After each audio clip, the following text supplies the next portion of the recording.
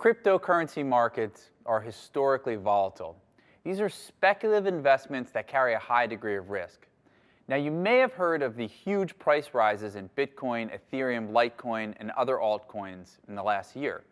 In fact, it was common to have price moves of 1,000%, 2,000%, even 10,000% in some cases. However, new investors don't consider that what goes up also comes down just as volatile. For instance, in 2017, Bitcoin rallied 1,400%, but during that time, there were 7 price drops of 20% or more. And so a new investor that moves into the space makes a common mistake of position sizing too big without considering how volatile this asset is. So let's give you a quick rundown of how to think about trading in a volatile market. Now, the indicator I like to use is called the average true range, or ATR. And what this is basically just an average of how much the price has moved over a specified period of time. If you think about ATR, you can use it as a risk framework for where to set your buy orders and your sell orders and also your buy stops.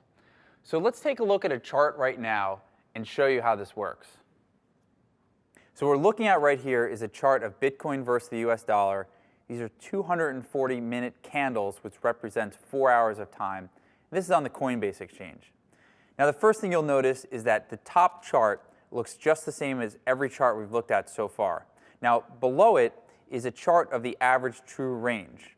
And this average true range gives us the range in volatility of the past 14 time periods. So you can apply this 14 time periods to days if you're looking at a daily chart, or for here, these will be the last 14 4-hour periods.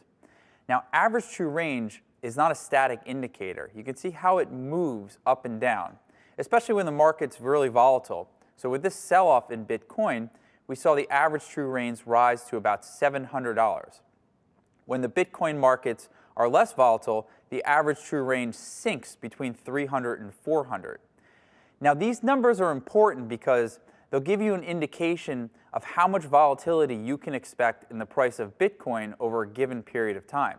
So if you were to buy Bitcoin at, let's say, 6,000 here, the average candle, you should expect a 700-point move. So if you're buying something at 6,000, then you should expect that this could potentially drop to 5,300 in the next 4 hours.